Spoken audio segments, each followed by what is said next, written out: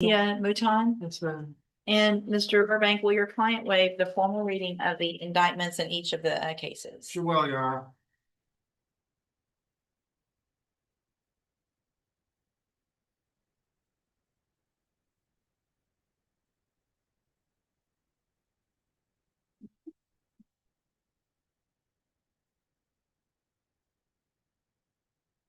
Before we go forward, I'm also going to take judicial notice in all of the court's files on Ms. Mouton. Ms. Mouton was examined for competency to stand trial by Dr. Capon. I received that report dated July 21st of 2026. The finding after that examination was that Ms. Mouton was competent to stand trial. Is there any other evidence with regard to competency? No, Your Honor, I've received the report. I would say for the record that through my representation of Ms. Mouton, she has answered all my questions. She understands the proceedings. So I feel confident to move on with this plea agreement. Thank you. Anything else from the state? From the state. Then based on that information from Mr. Burbank, as well as the report, I am going to find that Ms. Mouton is currently competent to stand trial. We going on count We can go and count. one only, at least in the first one? And all of them. All of them, okay. Get that pulled There up. are 2 second degrees and 1 state jail. Okay.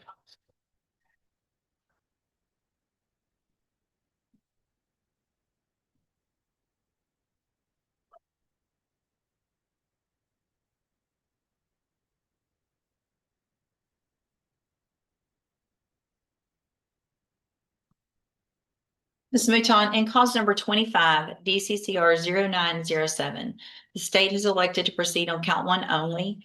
It alleges that you committed the second-degree felony offense of assault on a peace officer, and that was from May 2nd of 2025. And how do you plead to that charge? Guilty. Are you pleading guilty freely and voluntarily? And are you pleading guilty because you actually did what they've charged you with? Yes, no.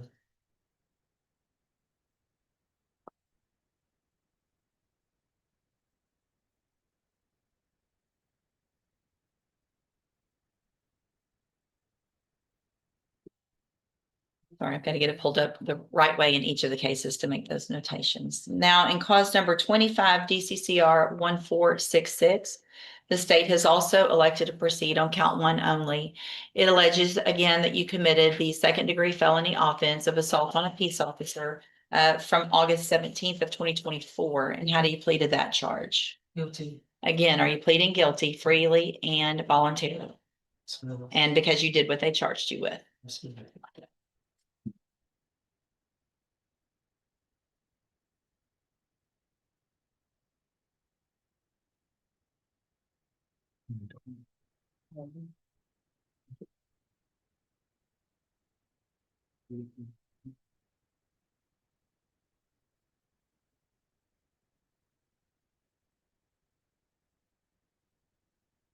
And then finally, in cause number 25, DCCR 1467, you're charged with the state jail felony offense of possession of a controlled substance from August 17th of 2024. And how do you plead to that charge?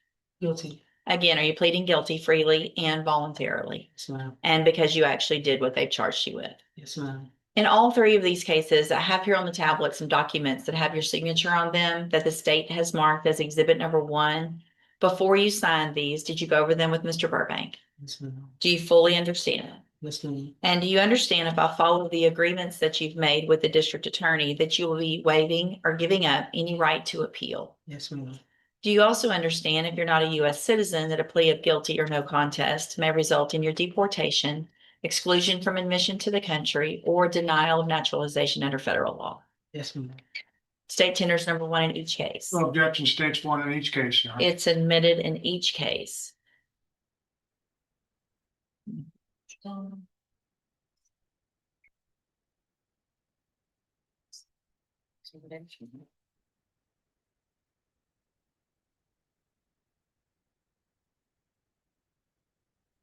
right, ma'am, in each of your cases, I'm going to find that you entered your pleas of guilty freely and voluntarily.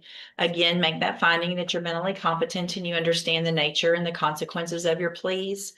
And cause number 25, DCCR 0907, find sufficient evidence to find you guilty and at this time finds you guilty of the second-degree felony offense of assault on a peace officer. Sentence you in accordance with that agreement to a term of 5 years in the institutional division of the Texas Department of Corrections. You will receive credit on that sentence for any time that you've been in custody that the law gives you the right to receive. In cause number 25-1466, also finds sufficient evidence to find you guilty, and at this time finds you guilty of assault on a peace officer. Sentence you in accordance with that agreement to a term of 5 years in the institutional division of the Texas Department of Corrections. You'll also receive credit on that sentence for any time that you've been in custody that the law gives you the right to receive. And then finally, in 25-1467, finds sufficient evidence to find you guilty, and at this time finds you guilty of possession of a controlled substance, a state jail felony. Sentence you in accordance with your agreement to a term of 20 months in the state jail prison. You will also receive credit on that sentence for any time that you've been in custody that the law gives you the right to receive. These 3 cases will run concurrently, which means together at the same time. I'm also going to. This case just turned serious. He pleads true to the violations, allowing the court to move toward guilt in sentencing. Was admitting them his smartest move? Sign dismissals as part of this agreement, and cause numbers 25 DCCR 1468 and 26 DCCR 0120. I've handed you the trial court certifications in each of your cases that shows that these were agreements and I did follow them, so you have waived your right to appeal. I also handed you a written admonishment regarding your ineligibility to possess a firearm or ammunition.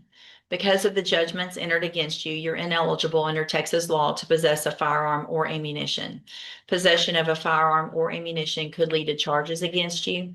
If you have any questions about the laws that make you ineligible to possess a firearm or ammunition, or about how long that lasts, you can talk with Mr. Burbank.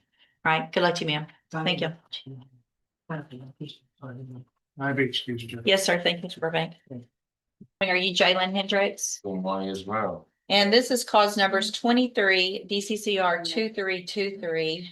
In that case, Mr. Hendricks is on probation for evading arrest or detention with the use of a vehicle. A first amended motion to revoke probation has been filed in that case. And then we also have 25 DCCR 0574. Mr. Hendricks is also on probation in that case for evading arrest or detention with the use of a vehicle. And there is a first amended motion to revoke community supervision in that case as well. Mr. Rojas has filed motions asking that bonds are set in both of those cases. And Mr. Rojas, do you intend to call your client? I do, Your Honor. Mr. Hendricks, the best you can, raise your right hand. Do you swear or affirm the testimony you're going to give in this hearing will be the truth, the whole truth, and nothing but the truth? Thank you. You may proceed. Go ahead. You're Jalen Hendricks, right? Yes, sir. Jalen, where were you born? Jefferson County. Have you lived in Jefferson County your whole life? Moved around from group home to group home. When was that? Is that because you were in CPS care? Yes, sir. Have you ever lived outside of Jefferson County? Yes, sir. Okay, where was that at? Houston, Dallas, Power, Texas. I came back to Beaumont at 17. Speak up, please. Houston, Tyler, Texas, Dallas. Then I came back to Beaumont at 17. Thank you. And all those other places that you lived, that was because you were moved around through CPS care, is that right? Yes, sir. Your only family is here locally in Jefferson County, is that right? Yes, sir. And that's your grandmother? Yes, sir. You don't have any other family, do you? No, sir. I think you told me you have a fiance though? Yes, sir. Okay, what is her name? Jasmine Briscoe. Chadlin Briscoe. Do you own any property that you could sell? A house, a car, land, a boat, trailer, anything like that? No, sir. Okay. Do you have a bank account? Joint bank account. A joint bank account with who? My grandma. Okay, and do you know how much money, about how much money is in that bank account? 1,000. About $1,000. And do you put money in that account? Does your grandmother put money in the account? You all do. You both do. And where did you get your money from that goes into that account? Social Security. And is your grandmother working right now? No, sir. Okay, where does she get her money from? Social Security. So, you're asking the judge to set a bond this morning. How long have you been in jail right now? Since August 5th. and you're on probation for 2 felonies. And before you got placed Here's the legal bombshell: the judge warned him that a true plea could bring jail and a fine. He understood the risk, so why still plead true? on probation, were you were sitting that time out in jail, weren't you? You were waiting in jail to get probation. Yes, sir. And so is it due to the fact that you think you may have $1,000 in the bank, and how much do you get a month for your Social Security? About $200. $1,200? Yes, sir. Okay. Is it realistically, how much money do you think you and your grandmother and your fiance could come up with in order to make a bond? Just 2 or 3. 2 or 3 what? About $2,000 or $3,000? Okay. And so are you asking the court to set your bond somewhere in the neighborhood of $20,000? If she allows me. Okay. Now, do you have the $2,000 or $3,000 with you right, or do you guys have that right now, or do you have to wait a little bit more time to come up to save that money? I have to save a little bit. Okay, so even if she were to set the bond at $20,000, you wouldn't be able to get out today, but hopefully in maybe a few weeks, your grandmother would be able to have that money. Yes, sir. Pass witness. No questions. All right, thank you. Any other witnesses? No, yeah. Mr. Smith, what is the state's position? Judge, he's not entitled to a bond because these are both straight probations. These were not my cases. These were Mr. Coleman's that transferred to me after he left the court. Spoke with his probation officer, and she is here if you have questions for her, Judge, but it seems like he does report regularly, and I think he tries to pay fees as he can, but everything else he just doesn't. He got kicked out of immoral recognition therapy twice. What's the status of the new assault? And we're talking about this, I think it's filed, they're just carrying along with this case. I mean, he's talking about this female, like they're together, but there's a I'm bond sure there's gonna be a condition that bond he have condition. no condition, that no contact with her, because that's an allegation in this motion. If I, does Ms. Briscoe, does she live with your grandmother, or does she have her own house? She got her own house. Okay, now you understand that if you were to be released on bond, that one of the conditions,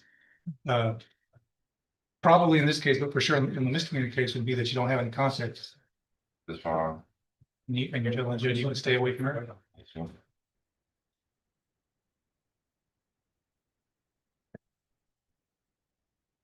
Can you double check? Let me hold this for a second, what the status of that is down the hall. So, have a better idea. Just have a seat over there for a second, or wherever the bailiff wants you. I'm gonna recall your cases in just a minute. Yes, ma'am. Thanks.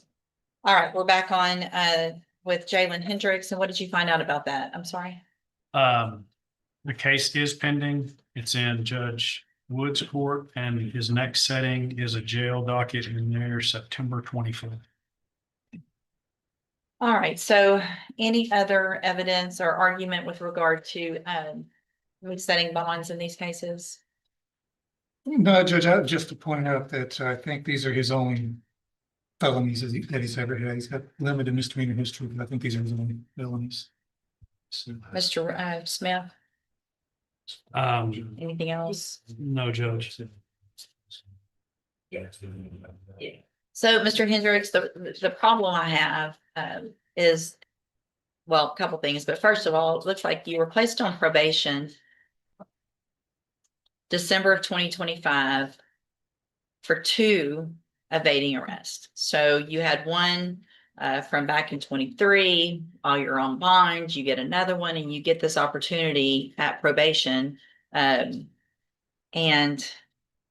then we've got a new offense, and we've got the fact that you just cannot seem to follow through with at least this MRT class and some other things on your probations. I guess a couple other things, Judge. Probation brought to my attention the fact that the address they have for him is actually the apartment where the victim does live. So he was living with her at the time.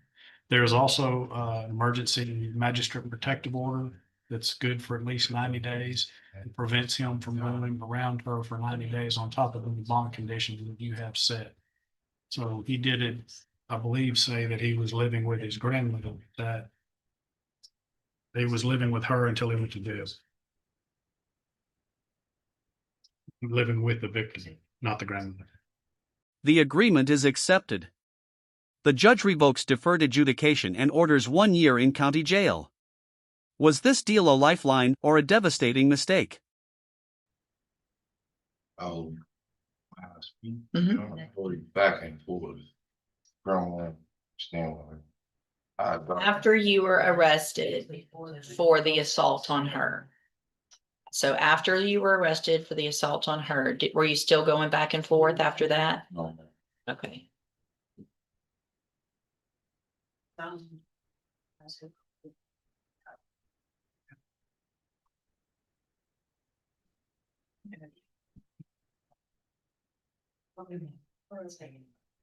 just checking what those original bonds were said. Okay.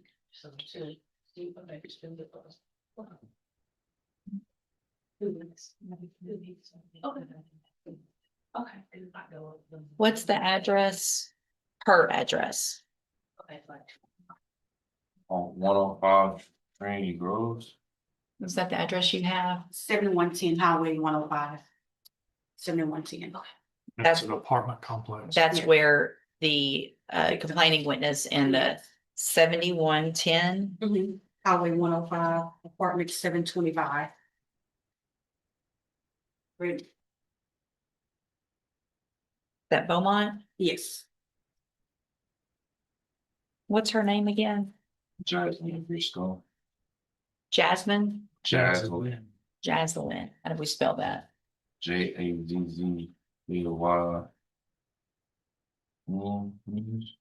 Briscoe? Yes, ma'am.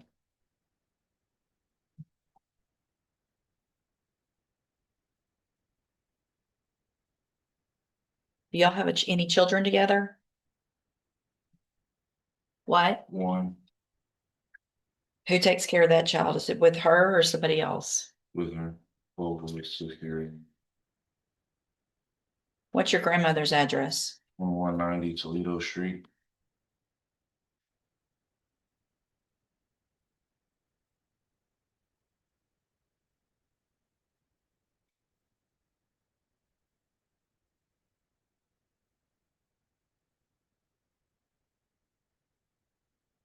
Okay, what I'm going to do in cause number 23, DCCR 2323, grant the motion to set a bond, and at this time. Well, let me look back at something. So were there any issues? Any positive drug screens? yes, when he got arrested in office, he tested positive for THC. Right, I'm gonna deny both of the motions at this time, to set bonds. I don't think it is, proper on probation for 2 felonies. We've got a new allegation of a, serious, offense. Got positive drug screens, failing to follow through with the therapy. I think they're probably, if there's going to be a continuation of probation, needs to be something a little more intensive, if we even consider that. All right, you can go back with the bailiff. Mr. Roadhouse will be out there to visit with you, tell you what your options are. Are you Desmond Bennett? And this is 25 DCCR 0718. Mr. Bennett is charged with deadly conduct, discharging a firearm. And what is the announcement? Oh, the announcement, it's my understanding that the victim did not want to pursue the case, but the state is still gonna move forward with Okay. it. So with that being the case, offer was 20 years. I know from talking to him that he's not gonna take 20 years in prison. Okay, did you do a plea bargain rejection? No, I did not. If you'll get that taken care of, I'll recall it as soon as you're ready. And that's correct, Judge. We are in receipt of a non-prosecution affidavit from the complainant, but that's not going to affect our prosecution in this case. Okay, all right, I'll hold it while y'all do that. Get the rejection done, please. Your indictment with you in clause number 25 DCCR 0718. You're charged with the 3rd-degree felony offense of deadly conduct, discharging a firearm, and that's from March 4th of 2025. Your indictment also alleges that you were previously convicted on July 17th of 2015, 2 cases of deadly conduct, which are 3rd-degree felonies.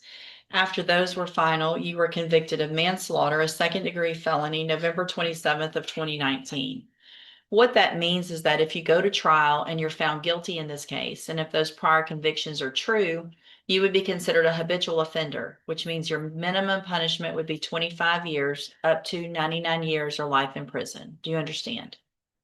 And I have the plea bargain rejection that you've signed this morning with Mr. Adams that shows that the district attorney's office has made an offer if you wanted to enter a plea of guilty to go forward probably on just one of those priors that make it a second-degree felony with a 20-year sentence in prison.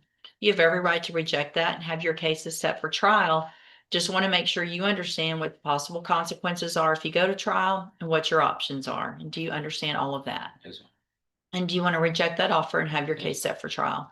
Mr. Nichols, is there any reason to believe that that offer would change? No, Your Honor, if he's found guilty at trial, we'll be proceeding on the habitual enhancements and we'll ask the court to stack his sentences, Your Honor. I do want to make sure you understand that after today, I will not accept this plea agreement.